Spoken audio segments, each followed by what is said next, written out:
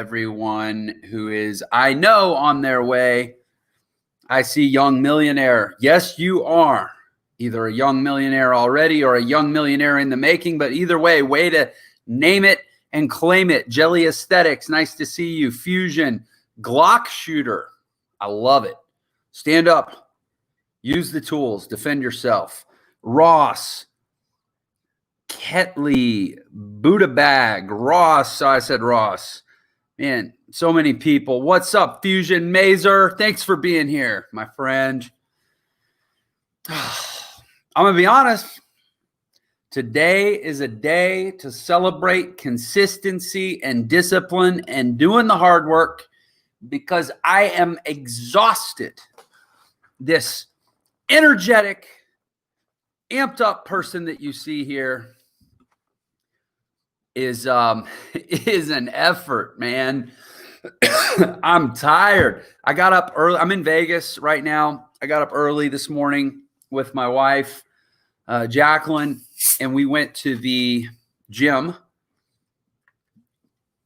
I actually got up early, went to the gym earlier than her because I had a big day of work. And when I'm in Vegas, everything is shifted an hour on my schedule. So I had meetings starting at 7 a.m. What's up, Jeff? What's up, Nicolia? There's somebody that said, hey, Jeff, but it just shows it's Facebook user. I don't know why your name doesn't come through, but I appreciate it. I appreciate you being here. Smoke Ollie G. Hey, thank you so much, man. I love what I get to do too. I love that I get to serve this world and try to bring value and build people up. You know, there's enough stuff out there trying to tear people down right now. I just love that I get to build people up. Michael Church, my great longtime friend. Great to see you, man. Okay, Brian. Yeah, so I appreciate that. That's you, man. Great to see you. Oh, I see. Yeah, Young Millionaire said there's a new Insta update that lets Facebook people watch the lives too. Valerie, hello. Larry, what's up, my friend? Man, we're starting to get in a groove here. This is a perfect illustration of what I say. You be consistent, be dependable, be reliable. For me, it's about going live every day, and more people start to know, they start to expect, they start to connect, they start to check in. Anyway, what I was saying is, yeah, hey, Scott, what's up, man? I got up early today, went to the gym. Jacqueline slept in a little more than got me. I will 100% ban you. What kind of a dare is that? Like, he's like, ban me. I bet you won't. Yes, I will. Don't. He said the word penis. That's no need for that. People are so weird, man. Why can't you just make value and receive value and do good work and not distract yourself with stupid, little diversions? That's actually kind of what I want to talk about today, is like all this energy that goes into these diversions and distractions and stuff that we use instead. We use to fill the void instead of filling our minds. It's actually interesting. Jeff, can you just finish one thought before you go to the next thought? I'm working on it, guys. I really am working on it. Anyway, so I went to the gym early, did some, that's right, Insta block. I did some cardio, and then I knew I had to be on a couple calls. So I just went out to the strip and I walked and I kind of jogged while I was on my calls. And I ended up having calls for an hour and a half straight. So I literally went on like an hour and a half walk. Then after I'd already done an hour of cardio at the gym, then I went back to the gym to do my lifting. So I actually literally ended up working for like 3 hours, or working out for like 3 hours this morning. And so yeah, now I'm tired. It's 5 o'clock or 4 o'clock Vegas time. It's been a long day, but listen, it's what I was just saying on this other training I was doing. You make the decision once. Make the decision once. And make a decision once about what you're going to do every day. And then you don't have to, or every week, or on whatever schedule such thing needs to recur. And then you don't have to make the decision multiple times. It's a whole lot easier to follow through when you only have to make the decision one time. I think it's one of the, and this, I struggle with this a lot. This was a huge breakthrough for me. That's right. Raise people up, level up your mind, create value, increase your wealth. Yes, sir. Yes, sir, Scott. This was such a breakthrough for me. Is like you don't have to regularly do the right thing. You just have to regularly do the thing you already decided to do. And you actually only have to make the decision one time. Like for me, I used to, even with doing these lives, I used to be like, well, okay, when I have time, I'll go live. Or when I feel in the moment, I feel inspired, I'll go live. And I would go live a couple times a week, few times a week. And I'm a pretty disciplined, high intensity, rigorous person. And like, even then I was only doing 2 or 3 of these a week. We build them up in our minds. It's like, I got 20 minutes. Maybe I'll go live. Nah, you know what? I'm just going to grab a bite to eat, relax for a few minutes, then I'll make my next meeting or whatever. But yes, Michael just said it. The power of habits. Just decide one time.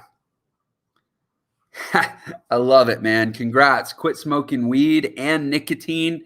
Going to scale your website massively. Isn't it funny? You change one thing and everything starts to change.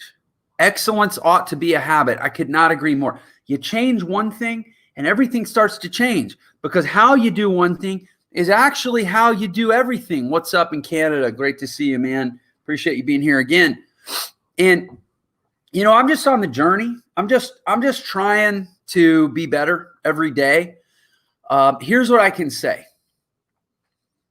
In September of 2018, and it's actually pretty cool. I just did an interview for my podcast, which, by the way, if you haven't seen the podcast, Millionaire Secrets, it's on all the platforms, on Spotify, on Apple, it's on Google Play, Anchor.fm. I don't think it's on Buzzsprout, but it's on all the main ones. Check it out, Millionaire Secrets. I interview. The best thing about, or the worst thing about that show is me, but that's okay, because I bring on all these amazing people to do most of the talking, and they're all freaking epic, mind-blowing, genius level that just inspire me. And, whether it's these lives, whether it's my podcast, even just going back to creating content in general and building my movement and putting my message out to the world, these are decisions that I've made one time. And what I find is that what I do better when I make the decision one time. And maybe that's the message. I don't even know the message. I actually know I'm supposed to talk about whatever the topic of the live was, which I'll get to in a moment. But this is ultimately what I want to say is almost 2.5 years ago, I made a decision one time that I'm going to do whatever I have to do to build my mission in this world and to get my message out to the world, which is about excellence. And here's the thing. When I decided, this is a really critical point. And at this point, actually, you know what? Let me just say, allow me, if I may, to flex for a moment. In the last 2.5 years, I've built something really freaking awesome. And I say that humbly and gratefully, because the reality is we're building something really freaking awesome. It could, other than my wife and my children, it could be the greatest accomplishment of my life that I got to be the spark for this. But listen, look at what's happening here, guys. There is a movement building. There is a call. There is a longing for excellence in this world. And summer of 2018, I was in the process, and I haven't shared that much about this. I was in the process of getting screwed. I know the country, Latvia. It's in the Balkan states, kind of northeast of Germany, northwest of Russia. Welcome, Sarmite from Latvia. So glad you're here.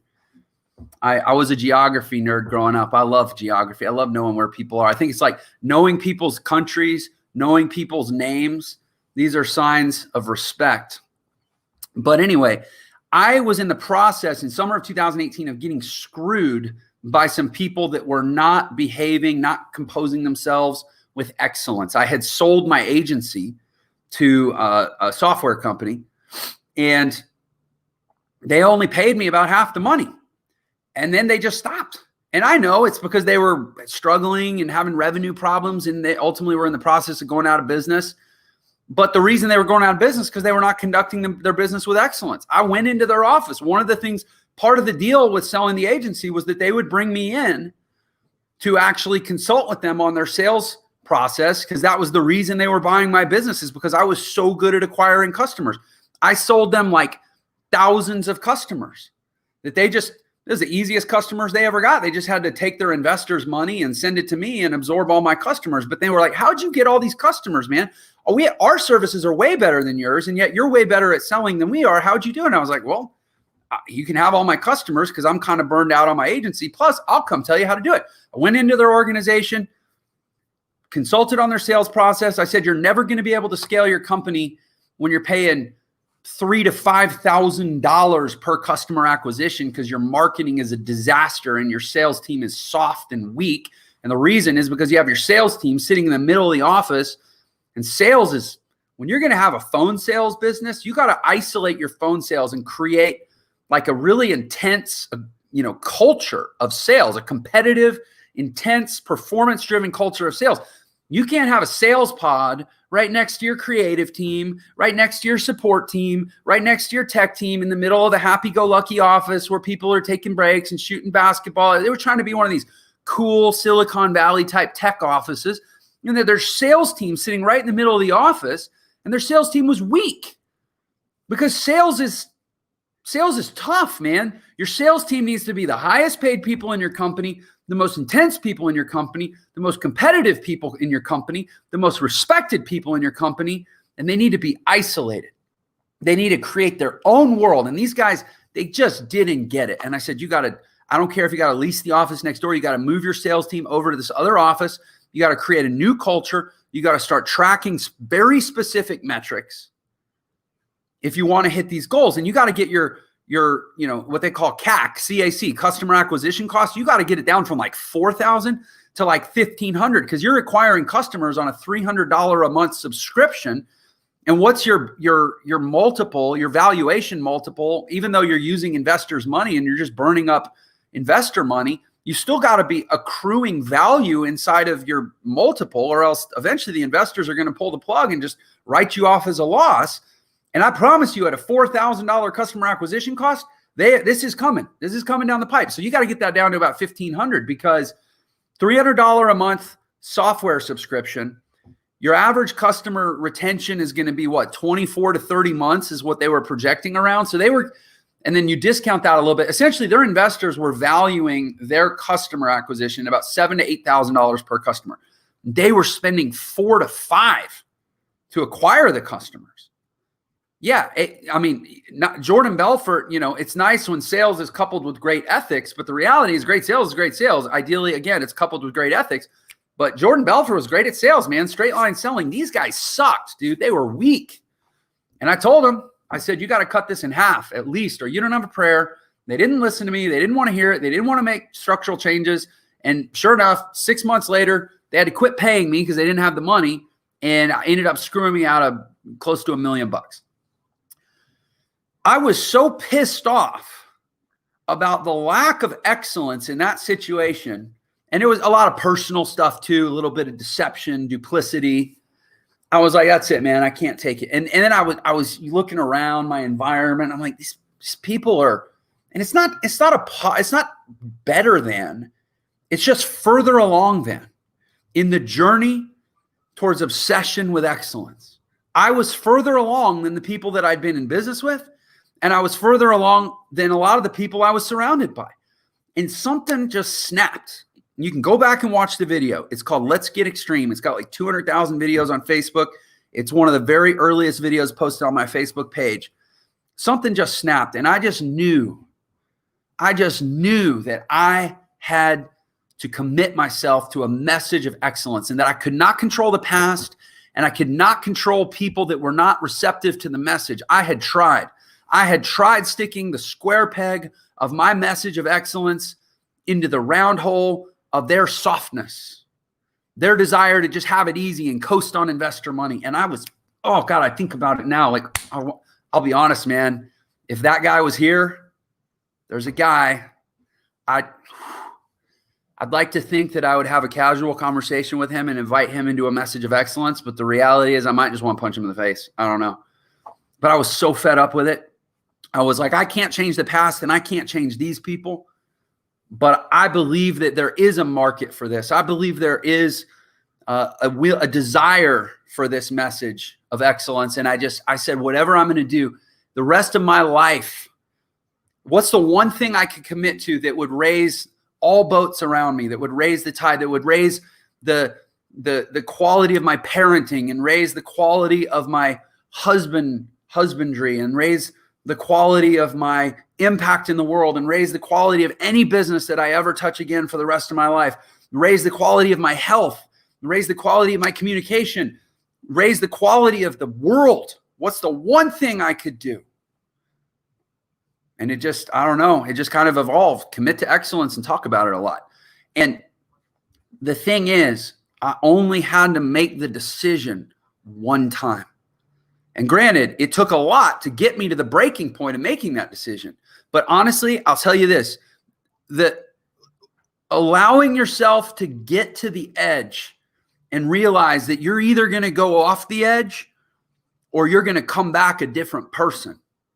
It's the best thing that can ever happen to you. And I only had to make the decision one time. People say, Jeff, how do you do what you do? How do you keep up the intensity of what you do? How do you create this much content? How do you have this much to say? How are you always on? It's because I only had to make the decision one time. Hey, babe. Hey, team. My team's here. I'm on a live. Here's what it is. That's my amazing wife, Jacqueline. Remember when I snapped, babe, after Jump screwed us? And I snapped? And I said, I'm committing to excellence. See, she remembers. That's what I'm talking about. Hey, sweet girl. Come here, say hi. Oh, this is the most excellent 4-year-old on the planet. Anyway, so the key here is make the decision one time. And then don't back away from it. Don't back away from it. That way you don't have to keep redeciding. If you say, I'm gonna start a business. In fact, you know what, guys? Share. Who's got an idea of a business they want to start? What's up, Fancy Nancy? Who's got an idea of a business they want to start? I'll give a moment. I know it takes time for the feed to like pipe through. I'll talk about a hypothetical business until I have an actual business that somebody wants to start. You say, I want to start a business promoting ketogenic dieting to the world. I always go keto because I see a lot of like keto information marketing out there. Let's say you want to start a business about ketogenic dieting. If you have to wake up every single day and recommit and resell yourself on promoting this. Okay, good. Let's pivot here. A national boxing league in Asia. That sounds really effing hard. Because I'm pretty sure, who's that? Yeah, that's Miko, who lives in Canada. So you're talking about a Canadian who wants to start a boxing league in Asia. Somebody wants to start a digital agency. Oh, this is awesome. Somebody likes keto. Somebody wants to start an addiction recovery business. Somebody wants to sell kids boutique sunglasses. This is so cool. I love that I threw this call out. Who wants to start a business? Somebody wants to start solar and wind-powered parking garages. Man, I was just reading about a business. Somebody wanted to start environmentally responsible coffins. They're like, man, we're burying all this metal and all these wood, chemical-based coatings in the ground. We're like, every cemetery is basically a train wreck for the environment, right? Because we're burying all these chemicals and all this metal in the ground. You know what they did? They figured out how to take mycelium, which is the basic fiber construct of mushrooms and fungus, and they started growing coffins, growing biodegradable mycelium, i.e. fungus-based coffins, so that you're essentially burying fungus in the ground with every dead body. Because fungus is a consumer of organic material, it helps decompose the body, and it also just dissolves into the soil and actually nourishes the soil. What? I mean, there's an idea right there, right? But here's the thing. You take an idea like that. Can you imagine, and this is true for every idea. I just got so many ideas, I don't even know which one to pick. Smart cabinets, wind-powered parking garages, addiction recovery, selling kids sunglasses, boxing league in Asia, starting an entrepreneurial education company that's not even really teaching people how to make money. That's just going to hopefully be a byproduct of teaching people to commit to excellence based on a vision that says, we believe in a world where an awesome life is achievable for anyone committed to excellence, and a mission that says empowering people to achieve excellence through entrepreneurial education. All equally ludicrous ideas, none of them really more or less ludicrous than growing a coffin out of fungus. And what you then have to do from there, a bamboo toilet paper company, that actually sounds delightfully soft on the backside. I think that's a great idea. But every one of these ideas is ridiculous in their origin. They're ridiculous in their inception. And by the way, look at what a cool family we have here. Well, I get through this idea. Like if I was a venture capitalist here, I would be swiping all these ideas. Like these are amazing. But I also know the reality. They're insanely hard and they're insanely unpopular. And you're going to be insanely weird if you obsessively pursue any one of these ideas. And most people around you are going to tell you to get a job or keep your job or quit working on your side project and double down at your job. Meanwhile, we live in a world where the whole concept of a job has been shown more or less for what it is right now, which is at least not the most secure option that we maybe kind of thought it was. Amazing ideas, but we need to be realistic. Somebody just said we need to be realistic. And I don't know if you're actually saying we need to be realistic or if you're modeling the type of negative feedback that you're going to get from people who say, well, you need to be realistic. By the way, that's what people said to me. Hey, man, I'm pissed off at the world and I want to go preach a message of excellence to inspire a new wave of entrepreneurs. Jeff, honestly, I think you need to be realistic.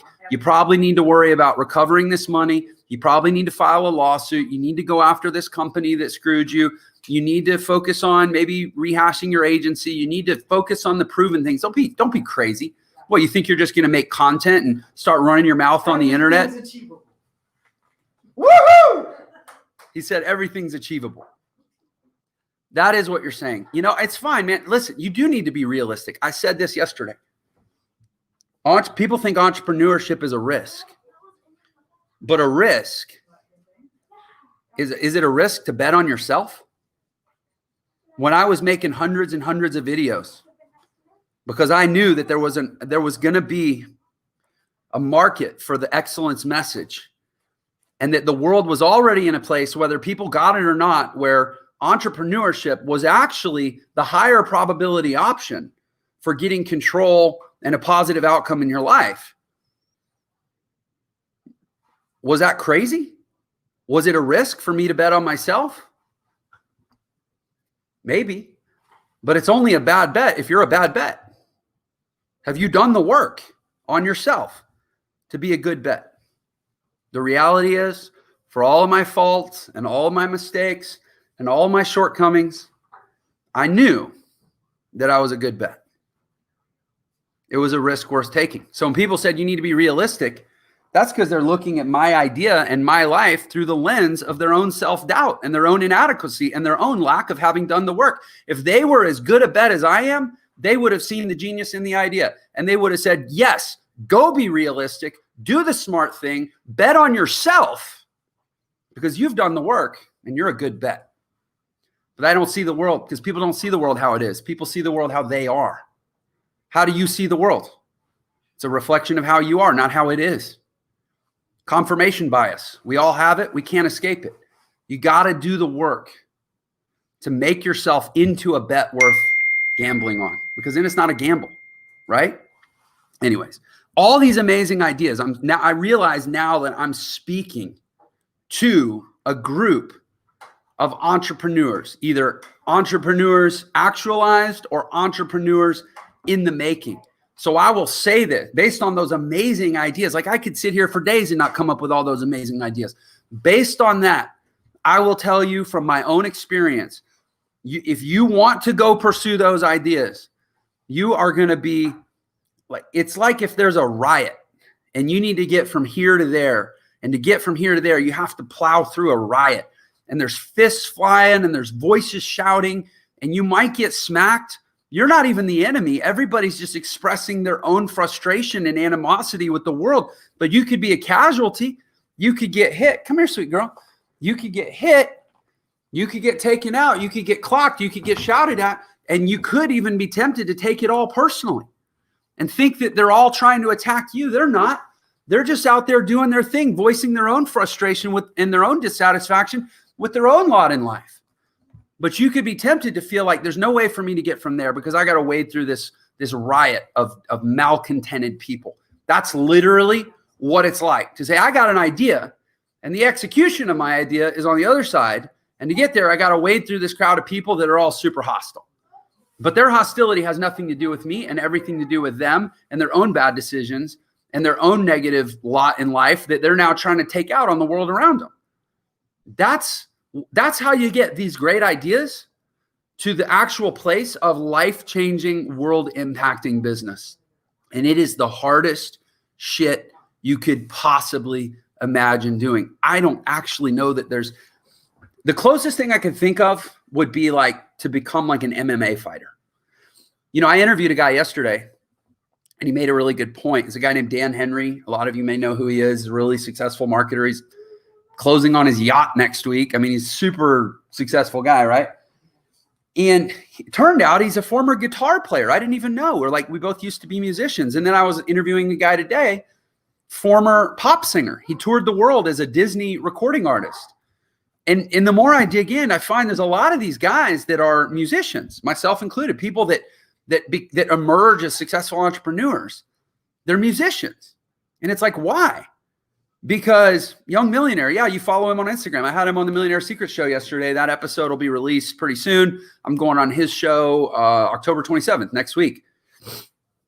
And here's the thing about musicians. A, we know how to take this idea. Like I used to wake up as a musician and be like, you know, I don't know. Okay, I mean, that's a horrible tune. I would never probably write that. But let's say that was my tune. How do I turn that into like a song or an orchestral piece, right? Or a jingle for a commercial or whatever. There's like all this stuff you got to do to it, right? But to even be able to do any of this stuff, I give that tune to most people who aren't musicians. I say, here's a tune, go write a symphony. Like, I don't know what to do, right? The amount of work that has to be done to take tune to piece of music or phrase to song or, you know, whatever idea to jingle, like to actually execute a piece of music, the amount of work that has to be done to develop those skills is insane. And I'm going to eject another person. Ta-ta. It's so fun and empowering now. The amount of work is just so much. It's like 10,000 hours at least of work. That's, by the way, you read Malcolm Gladwell's book, Outliers, this 10,000 hours concept. It's 10,000 hours just to get to a place of basic competence. Just to get to a place where you would feel comfortable in the case of a musical instrument, actually even performing like a basic piece of music for an audience, not to like play Rachmaninoff's Third Piano Concerto, but just to play like for Elise or something, right? So thousands of hours just to get a basic level of competence, to have the ability to take a little melody and turn it into a piece of music. That's it. That's the entrepreneurial formula. That's why musicians tend to make really good entrepreneurs. We accept that on day one. We know how it works.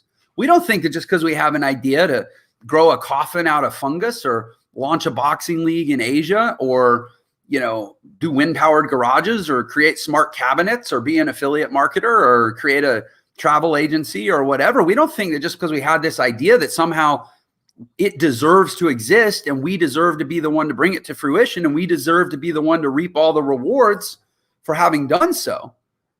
We know that the idea is just it's a really nice, easy, feel-good starting point that allows us to enter into a world of hell to do hard work for a really long time.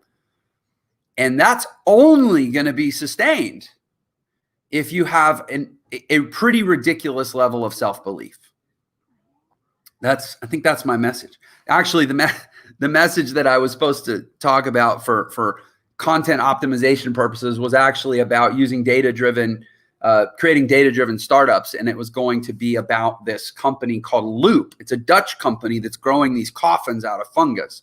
So now I can at least say I checked that box, and I did reference that.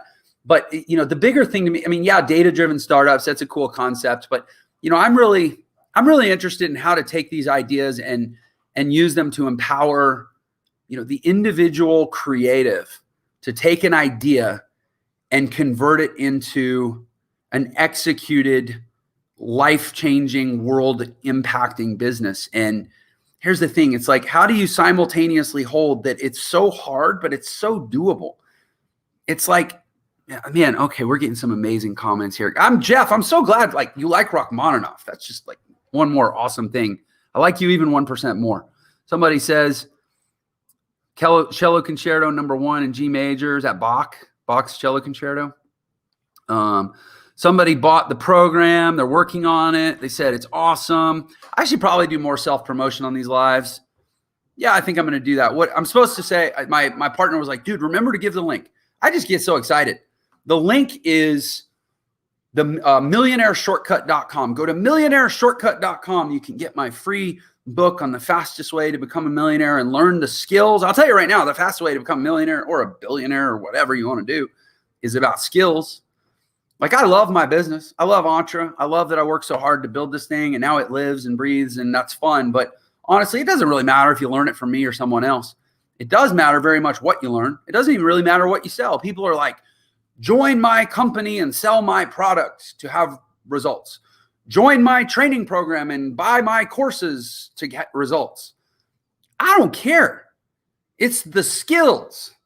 The skills will set you free. Valerie, that's a tremendous idea. I need to pin that link so you guys can all check it out. The book's free, by the way, so I do at least recommend you get the book. It's less than 20 pages. Super easy. Millionaireshortcut.com. Hiram says he's got the book. Y'all are just amazing. Y'all are just amazing. This is so much fun. I think I've said my piece for the day. Like I said, it's been a long day. It's Thursday. That means I'll be back here around this time tomorrow. Love and appreciate all of you. I will see you tomorrow.